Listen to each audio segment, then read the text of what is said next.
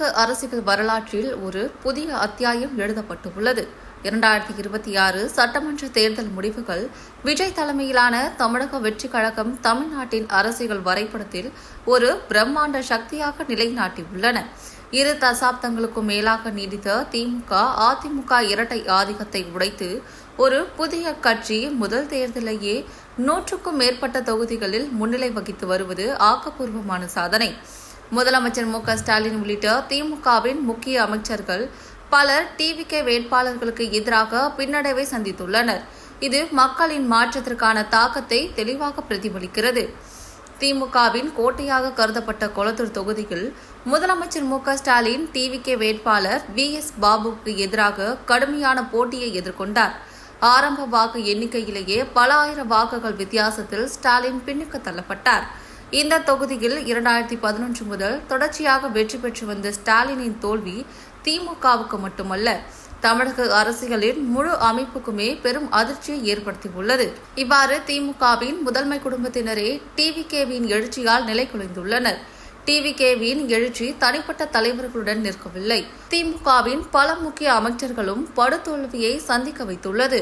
திமுக அமைச்சர்கள் துரைமுருகன், பிடிஆர், அன்பில் மகேஷ், மா. சுப்பிரமணியன், மூர்த்தி, டிஆர்பி ராஜா, சு. முத்துசாமி, ஏவா வேலு மற்றும் அப்பாவு உள்ளிட்ட 15க்கும் மேற்பட்ட அமைச்சர்கள் பின்னடைவை சந்தித்துள்ளனர்.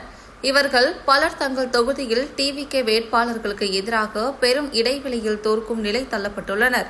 இதனால் டிவிகேவின் வேட்பாளர்கள் பல இடங்களில் புதிய மாற்றத்தை ஏற்படுத்தியுள்ளனர். தமிழகம் பல தசாப்தங்களாக அதே குடும்பங்கள், அதே அரசியல் கோஷங்கள், அதே பிரச்சினைகளால் அவதிப்பட்டது.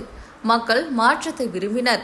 டிவிகே அந்த மாற்றத்தின் அடையாளமாக உருவெடுத்துள்ளது. டிவிகேவின் எழுச்சி மக்களின் வாக்கு சக்தியின் வெற்றி.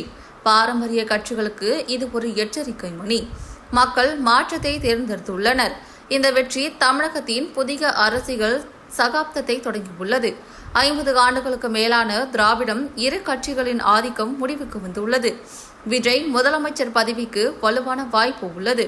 இது சினிமா நட்சத்திரங்கள் அரசியலில் வெற்றி பெறும் மாபெரும் உதாரணமாக, அதாவது எம்ஜிஆர் போல் பார்க்கப்படுகிறது.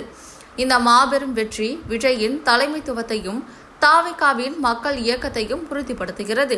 தமிழக மக்கள் மாற்றத்தை விரும்பினர் என்பதை இது நிரூபிக்கிறது. அடுத்த கட்ட அரசியல் நகர்வுகள், அமைச்சரவை உருவாக்கம், வாக்குறுதிகளின் நிறைவேற்றம் ஆகியவை இப்போது முக்கியமானவை. விஜய் சுனாமி தமிழகத்தை புதிய பாதையில் இட்டு செல்லும் என எதிர்பார்க்கப்படுகிறது. இது தமிழக அரசியலின் பொற்காலத்தின் தொடக்கமாக அல்லது புதிய சவால்களின் ஆரம்பமா என்பது வரும் நாட்களில் தெரியவரும்.